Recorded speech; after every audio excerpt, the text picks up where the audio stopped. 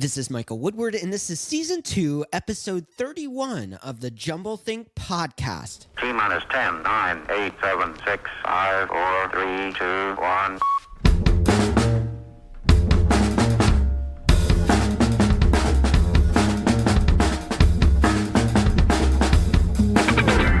Welcome to the Jumble Think Podcast. We explore the ideas and dreams behind some of the leading entrepreneurs from around the world. Along the way, we will give you some tips and ideas of how you can chase your own big ideas and dreams and change the world around you. Our guest on today's episode is Jonny Cooper. More about Jonny in a moment.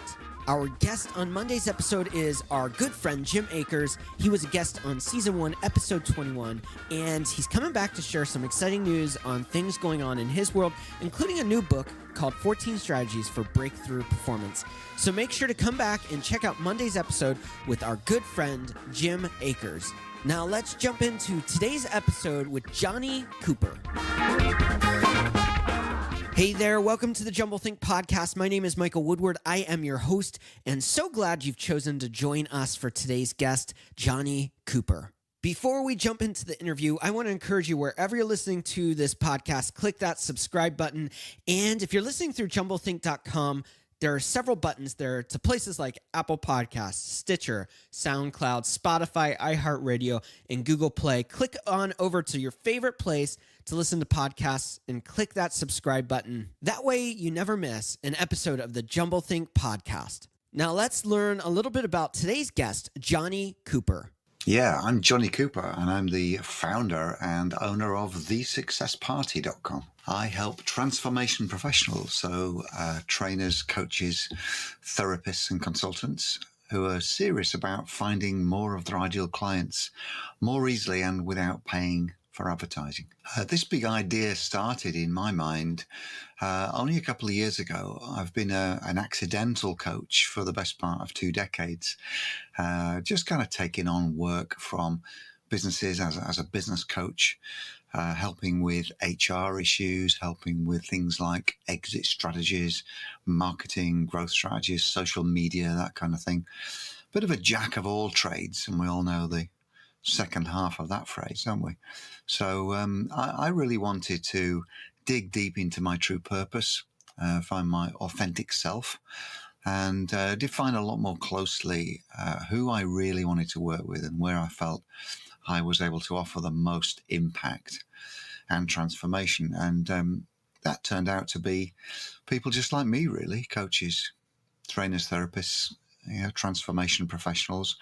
And it became very clear to me that many people in that sector were perhaps not doing so well. They were doing great with the transformation they created. In other words, they were good heart-centered coaches and service providers. But in terms of identifying their ideal clients and then finding enough of their ideal clients who would pay them enough money so they could earn a living was an enduring challenge, and still is. Yeah, I mean, I find purpose and fulfillment and significance and impact by helping coaches who are, bumping along the bottom, perhaps haven't got started quite yet, or just have a few clients who've paid them and not paid them enough.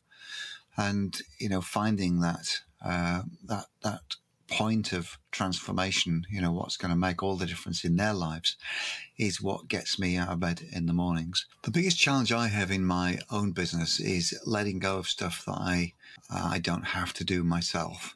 And I'm getting better at it. I've taken on a virtual assistant this year who is doing quite a bit of the gnarly stuff that I really don't have to do. So, social media posting, outreaching to potential partners and potential clients up to a point.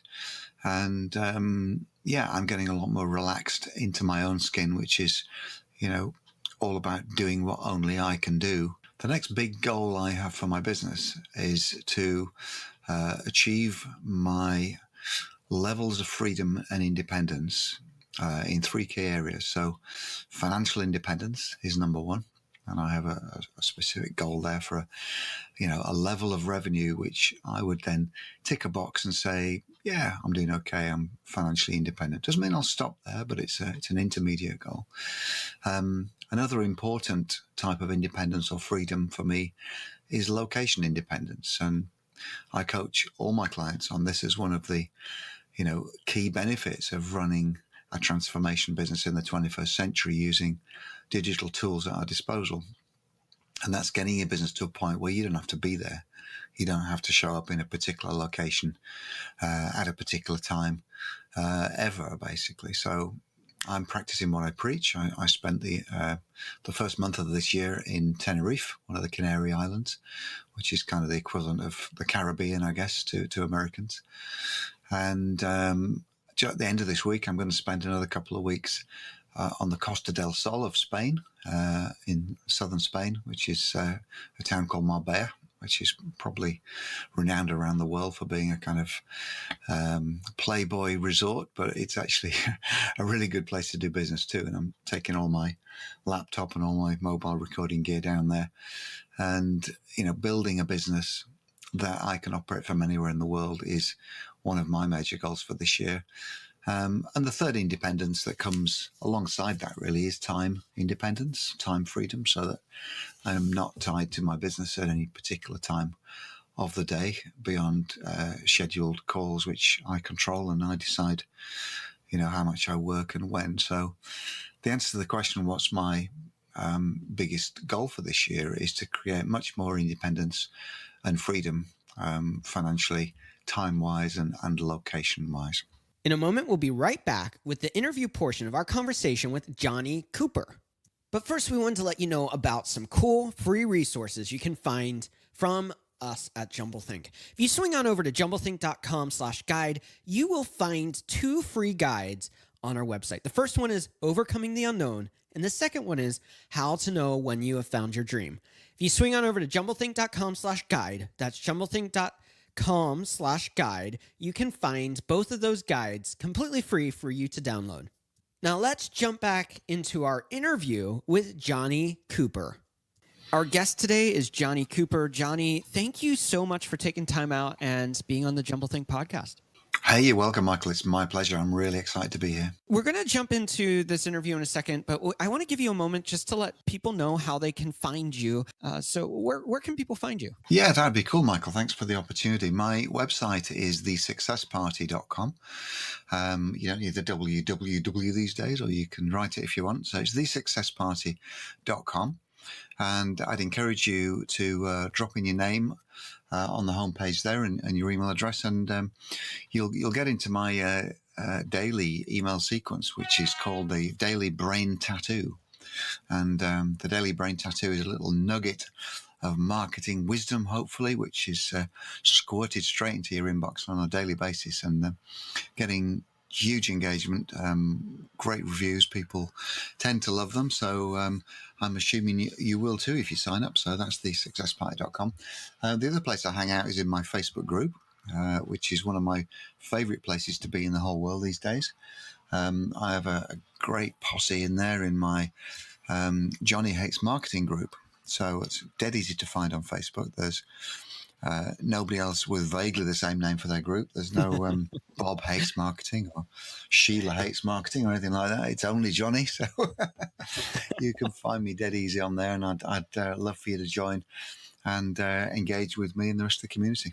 We're going to dive into the world of coaching and marketing and not marketing and how you can market without marketing and all of those things. But first, we got to lay a good foundation here of just how impressive your story is. You've raced race cars, you play the piano, you do all of these exciting, fun things. Tell us a little bit about your entrepreneurial story of how you've gone from, maybe your early days as a kid into how you've become an entrepreneur, because there's a lot of little pivots and side roads and little journeys along the way. So how did you become an entrepreneur through that journey? Yeah, it was an unconscious transition really, and I've never given myself that title. I don't think. I just never had a job, Michael. To be honest, I'm unemployable now for sure, and I think I fundamentally always was.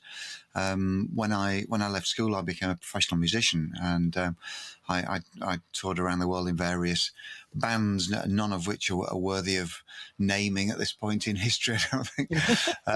But I did, cruise ships and played in hotels around the world, and had a reasonable career in my 20s, and just got to the end of my 20s and thought, well, I'm not making any money at this. I haven't made it big yet, so probably not going to. And I saw an advert in one of our local papers. It said "Closers Wanted." I just thought that's a fantastic title. I'd love to be called a closer. I have no idea what it is, but and then it went on to say £1,000 a week, and that seemed like a load of money to a musician who was getting £25 a gig kind of thing. So I went along. It was these guys selling home improvements, selling fitted kitchens, kitchen remodeling, as you call it in North America. And I spent 4 years kind of learning the craft of sales, of closing sales and becoming a closer. And I did pretty good. I mean, I became the top closer in actual fact in this organization, which had like 800 salesmen around the country, and they were mostly men in those days. So I kind of got the hang of that, and earned a bunch of money. And then I met up with a guy who said, look, you can't sell any more kitchens. You can't charge any more for them. So how are you going to earn any more money? How are you going to grow? And he introduced me to an industry with an unlimited earnings potential, which was financial services, and still is. So, your earnings in financial services are linked to the average earnings of your average client, basically. Right. And that really was a big lesson for me, understanding that, working with wealthier people would make you wealthy as well. And I joined an organization and then swam out on my own. And by the mid-90s, I was building a financial services business in the UK, which I sold in 2003. And by that point, we had 200 staff. We had eight offices around the country. Wow. We were turning over 10 million quid a year in 2003. We made just over £1 million profit. Wow. Which made us attractive to various purchasers. There was a big kind of rationalization in the industry at that time. And we sold out to a publicly listed company in 2003. And I just kind of, cooled my heels for a year or so and fell into coaching. I became an accidental coach, really, because some of our former clients from that business were fairly high-flying business people themselves, and they were asking me to advise them in business, to, help them with exit strategies for their own enterprises, and help them with, growth strategies and marketing and that kind of thing. So I just became a rag bag of a business coach. Jonny was the go-to guy. Whatever the question, the answer was yes, And I did that for 10 years or so, and got to kind of 2015. I experienced a bit of burnout because I was just running around, chasing clients, not doing any one specific thing, but doing lots of different things. And, we all know the second part of the jack of all trades expression. Master of none. Yeah, exactly. It's not good news. So I started studying. I started reinventing myself and looking at, a lot of the great and inspiring online entrepreneurs and digital coaches, people like Frank Kern and Mike Dillard and John Lee Dumas and, the guys at Traffic and Funnels and that sort of stuff. And I just saw a common factor in everything they were doing, or a number of common factors. Number one, they'd worked out what their superpower was and is. So they realized what they were bringing to the world, their one thing, which I hadn't until then. They worked out who it was for. So, all those names I've just mentioned have got an ideal client that they market to all the time, single-mindedly. And thirdly, then, they all had a signature program, which I never had. I would just offer my services, Yeah. with a kind of vague hourly rate sort of thing. Which, all those things are not good growth strategies. Right. And the three things I've mentioned, which is working out what you do, what your superpower is, working out who it's for, and working out how you deliver it, the what, the who, and the how. Those are what I call the three pillars of effortless marketing, which I've now understood and I employ in my business. And I show all my clients how to bring that into their practice too, so they can start to thrive and less work, more impact kind of thing.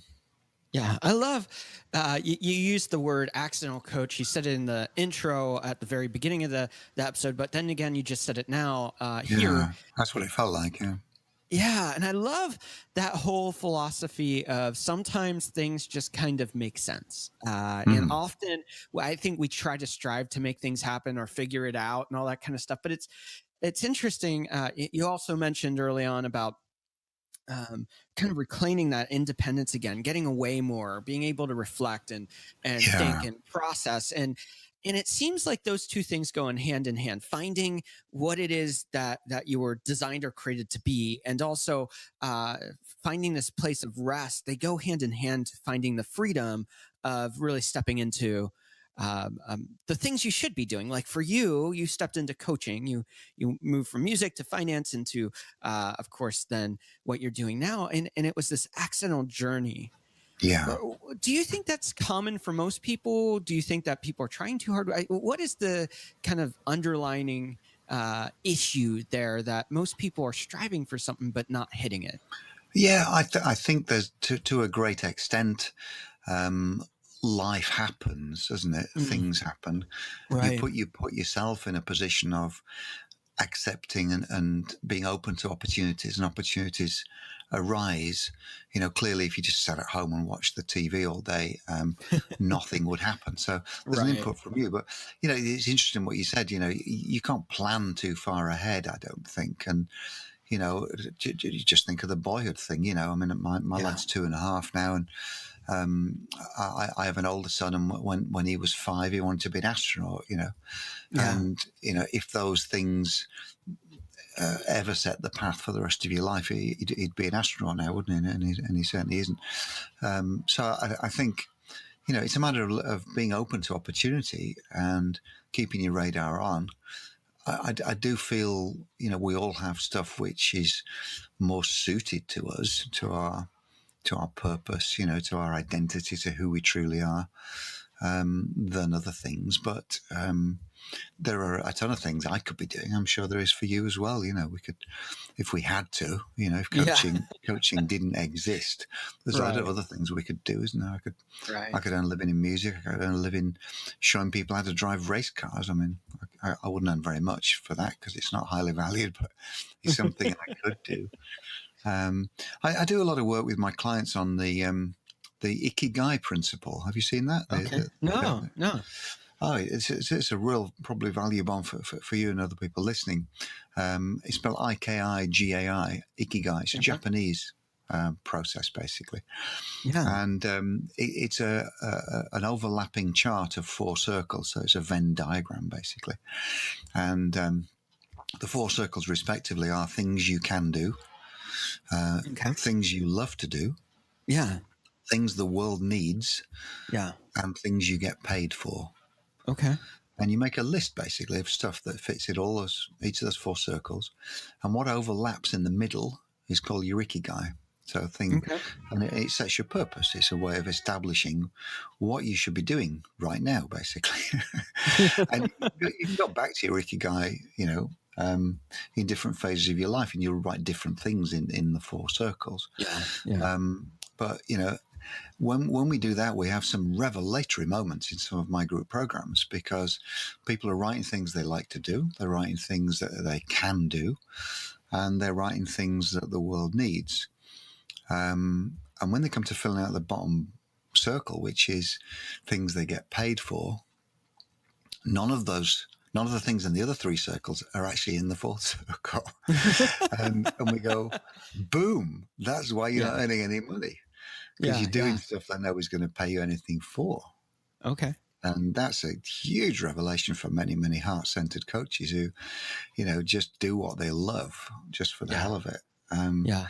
But, here's the thing, Michael, you've got to get paid. And, you're no good to Yeah. anybody. It's the oxygen mask analogy, isn't it? Mm-hmm. Where when you get on the plane, they tell you to put your own mask on first when the planes dive into the ground, Yeah. because you're no good to anyone if you're gasping for air. And whereas we should never start out just with the goal of earning money, because that rarely works. You have to find something for which earning money is at least a happy byproduct. Yeah. Yeah. And you mentioned the word finding your superpower earlier on. Is that Yeah. what this Ikigai kind of philosophy is, finding that superpower in which you partially stand out, but also it's something that in which people will pay you for? Is that what you're talking Yes. about? Okay. I would absolutely define a superpower as something that you're good at, Okay. something that you love doing, something the world needs. In other words, something that impacts on the world, and something you get paid for. You have to tick all four of those boxes. Yeah. A superpower which is worthless to anybody else on the planet is literally not a superpower, is it? Really? Yeah. It's just silly. Yeah. Just wasting everybody's time. So true, for sure. Now, I want to jump a little bit here. You have your business name is called Jonny Hates Marketing, or at least that's the Facebook group name. Correct. Yeah. I think a lot of people can resonate with that. They go, whether it's traditional marketing, I'm going to go get, the ad, the TV spot, the billboard, the newspaper ad, or whether it's a new media technology, I'm going to get on Facebook and do Facebook ads or Facebook groups or, Twitter or whatever that is for them. A lot of entrepreneurs, a lot of business people look at that and go, well, one, it's overwhelming. Where do I start? But two, Yes. It just seems like such a grind and waste of time when you're in it. You're just going, does anyone see me? Does anyone hear me? How can we navigate that a little bit better? Well, you just hit the nail on the head. You just made an overwhelm list much better than I could, because you put TV in it. I hadn't even thought of that. It is literally overwhelming. Plus, it's not enjoyable. I do not believe anybody who says they love marketing. It's a simple misunderstanding. What they love and what we all love is what we get out of marketing. Right. We love a steady stream of our ideal clients knocking on our door all day. We love checking our bank balance at the end of the month and seeing all the dosh that's dropped in there. But I don't know, does anybody get up in the morning and say, whoopee, I'm going to do some marketing today? But for the rest of us who really just want to make an impact on people's lives through our coaching and therapy and the rest of it, we need to keep marketing to a bare minimum. We need to identify, what we literally need to do to grow our business and to thrive, and to cut out all the rest of it. I mean, you mentioned social media, and there are over 100 social media platforms with more than 1 million followers each. Yeah. So you could argue that, let's get on all those 100 platforms. Well, that would just be, that would drive you mad, wouldn't it? You would be barking insane by the end of trying to do that. So, I show my clients how to pick the one social media platform where their ideal clients hang out most often and most frequently, and what attributes that platform has, which makes it easy for you to find them and them to find you. And in our sector, for a lot of people, it's going to be building a thriving Facebook group. Okay. Right now, Facebook group is a great place to be. It's a great greenhouse, an incubator, however you want to term it, where you can start to build relationships, build engagement, and start conversations with your ideal clients. The way the Facebook groups are set up just makes that easy at the minute. The other thing is LinkedIn. Yeah, love LinkedIn. I didn't used to. Yeah, I didn't used to either. Yeah. I mean, when you, I don't know what you love about LinkedIn, but for me, it's the depth and breadth of the search function. Right. The fact that you can just nail people down by their singular job role or their job title, and then nail them down by location as well. If you wanted to find, all the chief financial officers in Boston, you could do that in 2 clicks Right. of your mouse, and you'd have a page of, I'm going to guess, 4,000 people who are all CFOs in Boston. Yeah.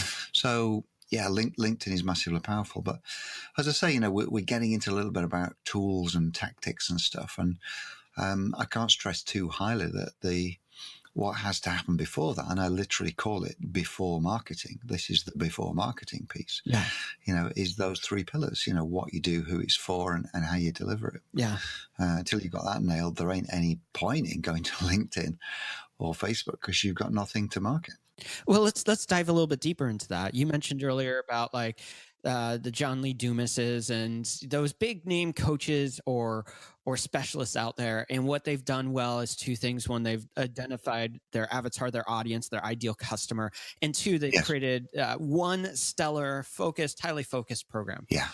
That process of defining the avatar and then creating that one program, it can be just as overwhelming as the social media aspect of it or the marketing piece, because it feels like when you're defining your avatar, but what if I'm hitting the wrong audience? What if I'm not reaching the right person? Or there are so many things I'm passionate about. How do I define that? How do I narrow that down? How do I really reach that person? And then from there, how do you create the message, the movement, the program that really serves that community? So can you give us some insights into that? Well, that's a really great question. If you've got 12 weeks, you can jump on my program. I'll show you how to do it. I mean, in a nutshell, it comes back to remembering the order of those 3 pillars of effortless marketing. So the what, the who, and the how. So the what has to happen first. You see, when you understand your superpower and what you can do, what you bring to the world, and then you start answering your own questions about, what big problems do I solve? Or what desires do I satisfy with this? That naturally then leads on to who you do it for. So what big problems do I solve and who it's for, So understanding your superpower then leads to thinking about who that superpower would benefit. Who has the problem that you solve with your superpower? Who has the desire that you satisfy with your superpower, and or both? And when you've identified that, you can then start to think about what kind of messages would appeal to them. How would they like the solution delivered? Yeah, because we're then into the how. They're designing the program, aren't we?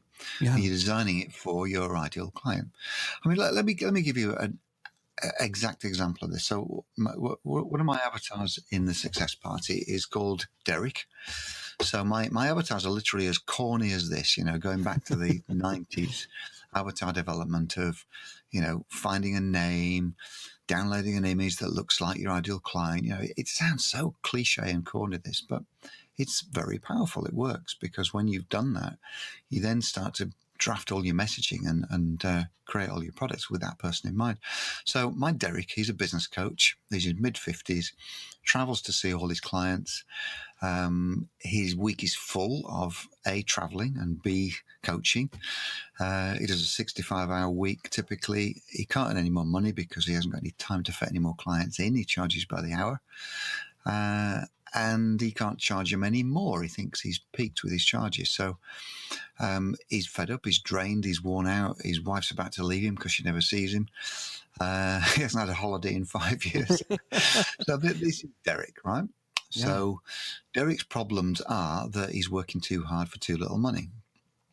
So how I solve that problem is I show him how to create group coaching programs so that he can combine his clients into groups.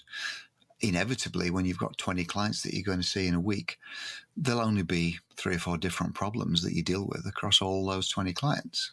Everybody in business has the same issues, whether it's, shortage of money, whether it's lack of clients, whether it's chasing debt, all that kind of thing. These are the same problems that come up time and time again. So you can group people by their problems. Derek can. You can get them onto group coaching. You can say, listen, guys, I've got some great news. I'm not going to be pestering you every week in your office. What we're going to do is just an hour a week. on Zoom. We're going to get together. You're going to meet 3 or 4 other entrepreneurs like you who've got the same problems, and we're going to unpack them and unravel them and make everything better for everyone. How's that sound? So what he's done then is he's cut his working week down from, to start with, it was 65 hours, but 30 of those were spent in his car when nobody was paying him for anything. So he's halved that down to 30 hours. He's then been able to group them. So he's probably working 4 or 5 hours a week now, coaching the same number of people, getting the same impact, but just organizing his life in a modern 21st century digital fashion. Right. So my program is basically a 12-week program that Derek joins, and I show him how to do all those things that I've just mentioned to massively change his life. So that comes from understanding what I do, which is I help coaches, to massively simplify their lives and find their ideal clients more easily. It's for people like Derek. That's my avatar, because I know that they're suffering by not doing that. And then my signature program almost designs itself. I just sit down with Derek and a bunch of other people, guess what, in a Zoom group. and we show them how to do all those things that are going to change their lives. Wow. So this stuff's not rocket science. It just needs a little bit of understanding of what the basics are, what the basics are, what you do, who you do it for, and how you deliver it. Once you've cracked that, the sky's the limit. You can scale indefinitely, forever, basically. I love how just specific you are, because I think a lot of times it's easy to be like, oh, they're, this age bracket and they live here, but you got really, really specific, and it feels like you might know more about the avatar than the avatar knows about themselves, almost. Oh God, yeah, you got it. Absolutely. Because, the avatar ultimately is it's a conglomeration of different people you've met with different problems, and you've identified, specific problems in different people. But, as an avatar, as a combination of those people, it speaks to my ideal client, full stop. And, the other important thing about that, and I'm glad you picked up on that, because it informs everything I do, the accuracy and focus of that avatar development. So when I write my daily brain tattoo, I write as if I'm writing a personal email to Derek. Yeah. So it's not a salesy email. It's not, hey, you it's guys. Writing to a friend, almost. Yeah, it's not, I wanted to tell everybody in my group around this, I hope you guys like this. It's not, hey, Derek, my active campaign is much cleverer than that. It names them personally. It goes, hey, Brian, or hey, Barry, or hey, Sheila. I just wanted to tell you about this because I think it'll be really useful for you. And all my messaging, whether it's my emails, daily emails, whether it's the headline in a Facebook post and the content in the post, whether it's a LinkedIn message or wherever it is, I'm speaking to my ideal client singular, not a bunch of people who might become my clients at some point in the future. Yeah. And I think that's the key to resonate. It's the key to getting people listening to you. You know, if you think you've been to gigs, I'm sure, where it's like the musician or the singer particularly is singing at you into your soul, and you look around and people are crying in the audience, because the song means so much to them. Yeah, and you get people saying this, oh, it's like he was singing just to me. Yeah, and they've nailed it. And you become a global icon, whether you're a pop singer or whatever it is, by speaking to your audience, your ideal person, and speaking to them personal as if they're an individual, which of course they are. People are not a group, people are a person, aren't they? Yeah. It's the difference of, hey, you guys versus, hey, you. And exactly. Being that singular. I never use plurals in any of my message. It sucks. And it doesn't resonate half as much. Yeah. And you're specifically working in the world of coaching, but this principle applies everywhere, whether you've got the next amazing product, or you have a different kind of service, or whatever it is. This whole principle will apply to all entrepreneurs, all business owners, that if they can get into this space, they can all of a sudden get into a flow that other people are missing. Yeah, completely. And just to validate that, show how true that is.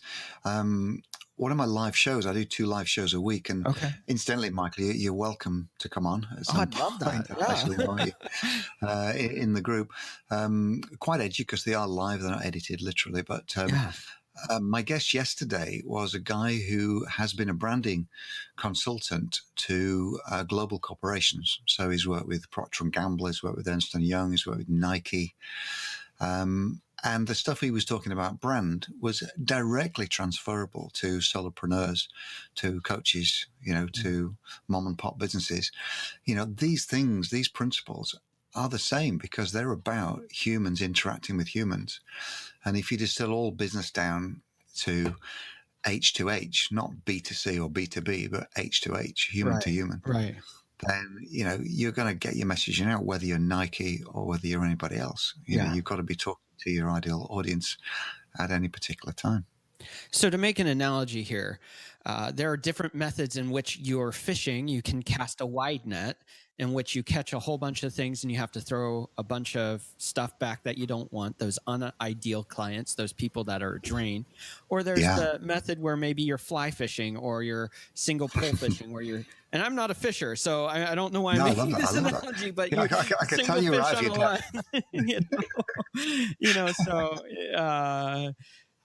but it's that whole like being very, very, singular versus the big net kind of philosophy. Yeah, of course it is. And once you understand that, you completely cease to become offended, upset, wounded, or hurt in any way when people leave your world, because what you actually want, the name of the game is to get as many people who are never going to buy from you to get the hell out of your world, because they just clutter the place up, don't they? Yeah. And I've got a pal who's a very significant digital marketer. He has a mailing list of quite a few 100,000, I think probably more than 500,000 now. Wow. And he says when he sends a campaign out, if 3% of the audience doesn't unsubscribe immediately, he knows he's not been powerful enough in his messaging.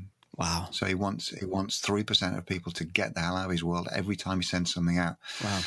Because he knows if they don't, then his messaging is too wishy-washy. It's not direct enough.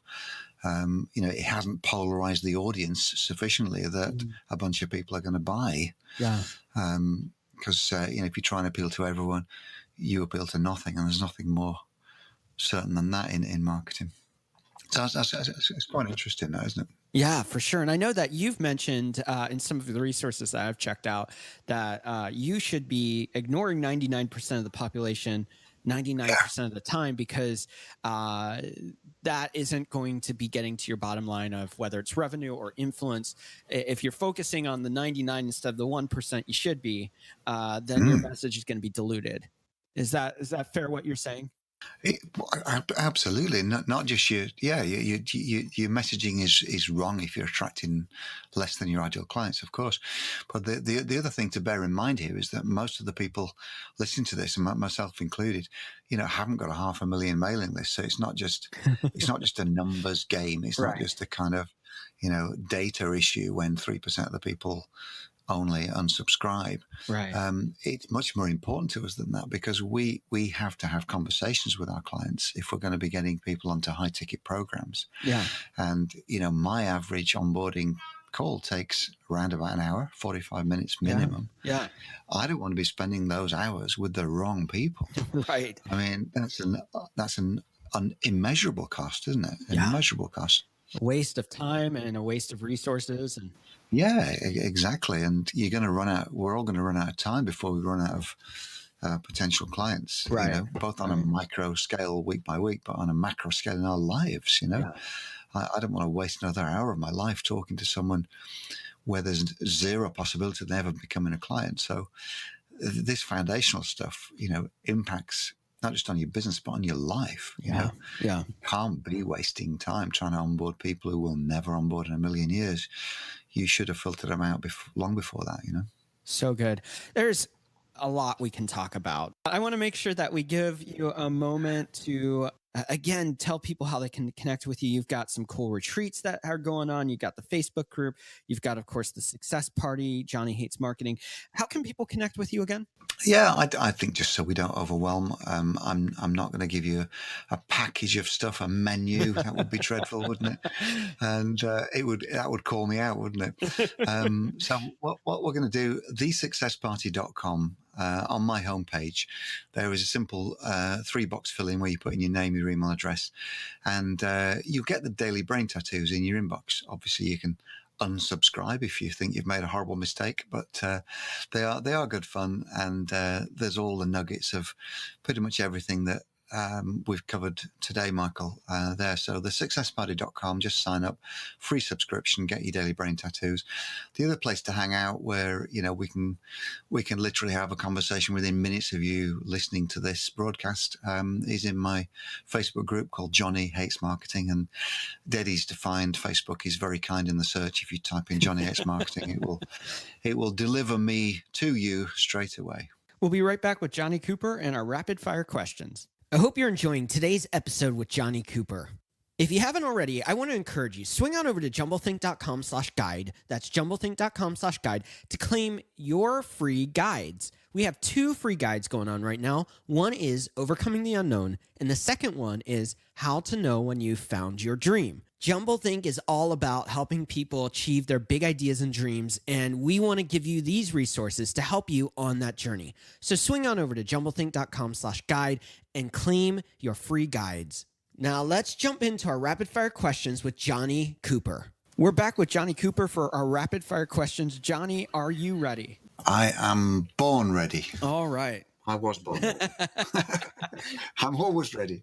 That is awesome. So the first question is, what is one tip you would give someone with a big idea or dream and they don't know where to start? Oh my goodness. Well, I'm going to be completely unoriginal here and quote the estimable, legendary Simon Sinek. Okay. Start with why. Yeah. Start with why you want to do that. Start with why it matters. Start with why it would matter to anybody else if you did that or if you didn't do that. A great foundational question I often ask is, if you didn't exist, why would we have to invent you? That's good. And it's a bit esoteric, that, isn't it? It's a bit out there, but most people can't imagine not existing, of course. But you get the point. It's okay to have a dream, but when you start digging into the why, you really start to unravel whether it's a viable dream or whether it should stay behind your closed eyes. What is one change you would like to see in the world? I would like the world to be a kinder and more peaceful place. I would like to see less division amongst the members of our species. We're the only species who argue over pointless points of view and opinions and how we look and how our skin is coloured, and all that kind of thing. And that needs to stop. And if it stopped tomorrow, it wouldn't be too soon, What do you want your legacy to be? Oh, I would like people to say that Jonny changed my life. Okay. Jonny helped me to create a thriving business from an idea that was a bit of a mess to start with. Where do you find inspiration? I don't think I look for it. I think it's just kind of there. Okay. I show up and I do stuff. I actually think it's a misunderstanding of the human condition. Okay. To say to yourself that you need to be inspired, you need to be motivated, I'm not feeling it today, blah, blah, blah, all that kind of stuff. I actually think it comes the other way around. I think you need to do stuff. Okay. However you feel. Yeah. Whether you feel like doing it or not. Yeah. The stuff that you've decided to do and that it will get you towards your goal. And you should just do that. Yeah. Whether you feel like doing it or not. And you will then start to feel motivated and inspired just as a result of taking action. Because, as you know, Michael, the only thing that ever gets results is taking action, isn't it? Yeah. So you take action, you get a result, you feel great. Yeah. I feel great every day because I do stuff every day and I get results every day because of that. So it's the other way around. It's the other way around. You don't have to feel good to do stuff. You have to do stuff to feel good, I think. What is one book you think every dreamer or entrepreneur should read, and why? I wouldn't want to point anybody to any one book, really. Okay. Apart from, here's a smart aleck answer. Okay. You're going to have to wait 8 weeks because the book everyone should read is called Jonny Hates Marketing. Okay. And it's 99 ways to find your ideal clients without working like a dog, being a douche, or spending money on advertising. That's what it's called. And that is the book that everybody should have. But, if you want to make a short list of books, you've got to say things like, the 4-Hour Work Week. Yeah. Tim Ferriss. Tim Ferriss, the 7 Habits of Highly Successful People. That's another great classic, isn't it? Yeah. How to Win Friends and Influence People, going back to the 1930s. That's an enduring classic, isn't it? And then modern day stuff like Expert Secrets by Russell Brunson. ClickFunnels guy. Yeah. That's a bit of a reference work in that sphere, but there's too many to name, isn't there? The bottom line is just read something. Read. Right. Read and learn every day. Yeah. What is one tool that is significant for the success of your business? So digital tools. The middle of my business is my email automation, really. Okay.